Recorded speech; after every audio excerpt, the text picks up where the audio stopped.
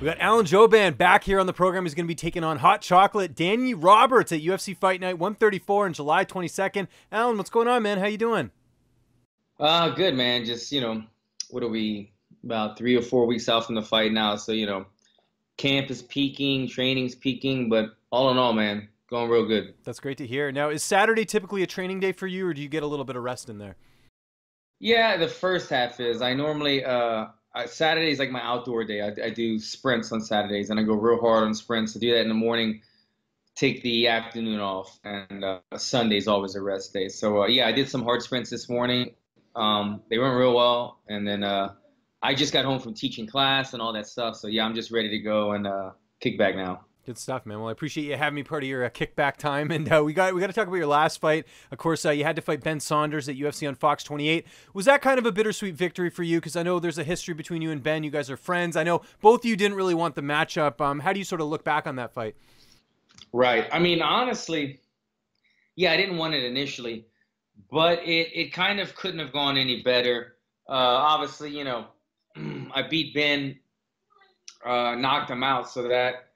It's a fight game, whatever. But what I'm getting at is I'm happy that, look, I went into it, and a lot of people that are friends with both of us were saying, oh, this is a tough one. I just hope you guys have a good fight, and hopefully you guys get fight of the night, and that's what everybody kept saying, and that's what happened. So, he lost that fight, but he got paid, I got paid. He came back the next fight, had a great fight, and he got another bonus. So he got 2 bonuses in a row. So he's doing pretty well now. So, I'm glad. That was a great fight. Like I said, I didn't want to fight a friend, but me coming off of a loss going into that fight, I was so focused on just like I was like in destroy mode. You know what I mean? I had to get that victory. It was necessary, and to do it in the fashion that it came in, yeah, no, it's one that I wouldn't change a thing. So let's talk about this fight, UFC Fight Night 134. You're going to Germany, going to Hamburg. First time going over there, or is this, have you been there before? Yeah, no, never been to Germany. Been to Europe a little bit, but never to Germany. That's great. When are you planning on heading down? I think I leave on the 16th, go there a little bit earlier than normal. I mean, it's just, they're 9 hours ahead, plus you got to factor in, it's like 18 hours of travel time. So you got to get there a little bit earlier. With my team, but I'm looking forward to it now. At first I wasn't too thrilled because I was trying to get on LA. There's a card in LA. The next weekend, there's a bunch of fantastic cards coming up in Vegas. I was trying to get on both of those. They had their mind set to put me in Germany for some reason. I don't know if it's because they're trying to maybe market Danny Roberts in Germany or what, but they had their minds made up that they wanted me there, so I accepted it. But looking forward to it now, man. I've already flipped the switch in my mind, where I'm envisioning being there, fighting in Germany. Hopefully the fight goes great for me, getting a new fan base out there. And then we have my wrestling coach, Kenny, does a lot of seminars out there, so we're going to be doing like some meet and greets over there at certain gyms. So I'm looking forward to the whole trip. As far as the weight cut, I mean, you've done a lot of, traveling in your MMA career. You've gotten a lot of frequent flyer miles. Have you kind of figured that out, when you do have a long distance to go as far as cutting the weight? Because I know when you're on the plane, you often retain water a lot, and the food's not that great on the plane either. Yeah, it's tricky because I do like a water load, 5-day water load, where I'm, putting down 2 gallons of water a day. When you're on an airplane, not that easy. You don't have 2 gallons of water handy. And then you don't want to be the guy getting up every 5 minutes to use the restroom if you don't have to. So, yeah, traveling, it takes a little bit of a toll on your body and your weight cut. And then, after all that amount of time of traveling, you get there and you want to get your session in, but your body doesn't perform quite up to par right away. A lot of times after a long flight, we'll just kind of go on a swim or something, just kind of get the body loosened up, get the blood flowing again, get things working before getting back right into the grunt of the camp again. So I'll probably do the same thing. I can imagine getting to Germany and probably hopefully there's a pool, something like that is real good to get your body nice and loose and kind of like stretching and getting the heart rate going. Let's talk about Danny Roberts, 15-3 record. How do you feel like you match up against him in this fight? I think we match up really well, man. We're very similar. I mean, I'll be honest. I can sit here and say that I'm better than him at everything and I'm going to knock him out. And, I do believe those things. But realistically, we're both athletic guys. We're both pretty fast guys. We're both southpaw strikers. We're both strikers first. Our second base would probably be more of a jiu-jitsu base than a wrestling base. I've seen some of his fights. He uses some of the same kind of moves and tricks that I do as well. So we're very similar guys, you know. I think he's 6'1", I'm 6 feet tall. He's got a little bit of a height advantage and probably a little bit of youth on me. Most guys do. But very similar stylistically, the matchup. He's also a guy, man, to be honest. I'll give him some credit. He seems like a tough guy. I've seen some of his fights, even like Mike Perry. He got knocked out by Mike Perry, but it wasn't until later in the third round. And he took a lot of big shots from Mike up until then, and he handled it pretty well. He kept the intensity throughout. So I'm the same type of guy, you know. Obviously, the last fight was my fourth fight of the night bonus. I get in a lot of exciting fights, back and forth fights. This fight, I mean, it's got like barn burner written all over it, you know, between the stylistic matchup and then the intensity that both of us bring. Now, for training camp, have you kept things primarily the same, or have you changed anything up a little bit as far as, you know, training partners and things like that? A little bit, man. A little bit of the change up. My main gym, Black House with Kenny Johnson, and Saxon Muay Thai with Julio Trana, those are the same. Since it was actually right around, like 2 weeks before my last fight, Muscle Pharm picked me up as a sponsor. They became one of my sponsors, and the Muscle Pharm gym opened in Burbank, which is about 30 minutes away from my house. A huge facility. I mean, it's like 20,000 square foot facility, and they put down, you know, everything you could want as a fighter, but then they were also bringing in a handful of fighters to work with, me being one of those guys. They also brought in Joe Schilling, Mickey Gall, Bomba from Bellator, guys like that. So a good crop of guys that are high-level athletes in the fight game. We're all around the same size. We're all like 70, 85ers. And so it's not a big team, but every time I go, I'm working with somebody that has a good IQ of the game, and they're my size and they're my type of matchup. You know what I mean? So it's been great. I added probably 3 sessions a week over at Muscle Pharm, and it's been good, man. I look to you know, I don't want to say I've been in the game for a long time. I can't say I'm adding new tricks every fight, but I'm working with new coaches now, you know, and they show you certain things that you don't necessarily use very often, or you haven't really tried before, and all of a sudden you start hitting it in practice and you get excited about things. So there are certain things, man, that I've been picking up that I never normally use, and hopefully they come out in the fight. And I know Matt Brown's been there as well. I know he underwent surgery, but he's been one of the guys there as well. I know who's kind of been, you know, sort of fronting all that and, you know, sort of getting everyone together. So I'm sure that's nice too, because everything I hear about Matt Brown is that he's just a great coach along with being a great fighter too.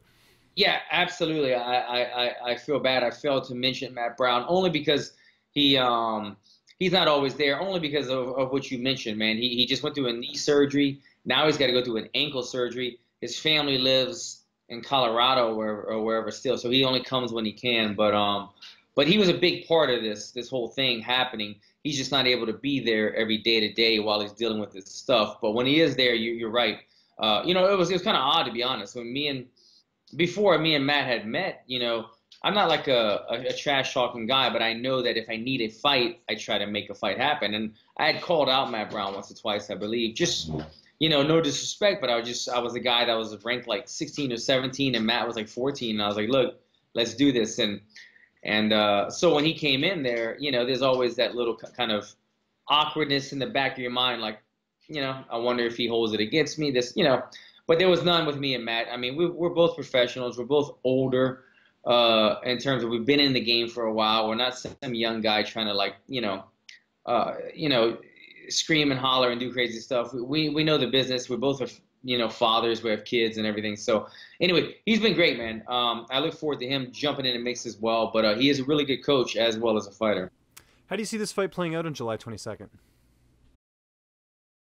I mean, I think it's going to be a striking fest. I don't see him being able to take me down. I do see me, if I decide, being able to take him down. I do have a wrestling game. It's one of these things where I just don't, you put me in a 50-50 position to either punch you or submit you, I'm going to punch you. It's just, to me, it feels safer. It feels more natural. I'm more of an explosive, quick twitch fiber type athlete than I am a squeezer. You know, I've been working a lot of grappling in case it does go there. He seems to be pretty decent off of his back. I've been preparing for it. But as I say pretty much every fight, it's what I look for is the big knockout. That's what gets you the bonuses. That's what gets the highlight reels. That's what escalates you higher in the rankings rather than a dull fight. I don't have dull fight in my DNA. He doesn't really have it either. I think an exciting fight with a big finish is just what I need. You know, I'm always taking one step at a time, one day at a time, but I'm always also off in a distance visualizing the end of the year. And the end of the year for me, since day one this year, has been win all my fights, get a top 10 opponent in Madison Square Garden. So I think me doing the company a favor, being my third international fight out of my last 4 fights against a guy like Danny, going there, putting on an exciting fight of the night type performance with a big finish should seal the deal for me and getting my top 10 opponent in Madison Square Garden like I hope. Before I let you go here, we know all the stuff you're doing outside the cage, the modeling, you do the great podcast with Karen Bryant, the MMA Heat podcast. Is pro wrestling something you'd ever look into after your career's done? I don't know if that's like the trifecta of things you'd want to do after your career's over. Yeah, that's funny, man. I've never been asked that question before, to be honest. I would consider it. Shit, why not? You know, if you feel like the actual combat sports for you is done and you don't have the passion anymore and your body can't take it. I mean, look, WWE pro wrestling type stuff is impactful in your body, but it's a different type of thing. You know, you don't have to worry so much about the concussions anymore and things like that. It's more about just taking care of your body. But that's interesting, man. If they would give me a call, I would definitely pick up the phone. But it's something I've never thought of before, for sure. Something I used to watch them growing up, you know, the Hulk Hogan, the Jake the Snake, those type of days, the Ultimate Warrior days. But as an adult, I had never watched it. So it would be something that I would, like I said, I would be interested to see if they gave me a call. I'd definitely answer the call. I think a lot of adults as well, you know, watched it growing up. Like myself, I don't really watch it anymore, but we obviously hear a lot about it because of, you know, Brock Lesnar and Ronda Rousey. Are you paying attention to that at all? You know, what Ronda's doing right now? Because she seems to be having a lot of success. Yeah, I follow her on social media, but I don't really like watch the Monday Night Raws or whatever it is. So I haven't seen her compete, but I've seen her on Instagram. And as for her, I'm just happy she's doing well, man. You know, like Ronda went and changed the game and opened the door for so many women and blew the sport up for so many fighters. And then as soon as she starts getting knocked out 2 fights or whatever, they threw her under the bus. And yes, you know what? I'll admit that the sport had not caught up to her at that time. The division was shallow. The competition wasn't elite. So she was able to walk through opponents. But you still can't deny what she did. She was just walking through opponents. She was putting girls away left and right. She was taking arms home left and right. You don't really see people as dominant anymore as she was. And so she got there in the early stages, but she paved the way. She's done a lot of stuff. I think they are going to be inducting her in the Hall of Fame pretty soon. Yeah, it's coming up actually next week. They're going to be doing it for during International Fight Week.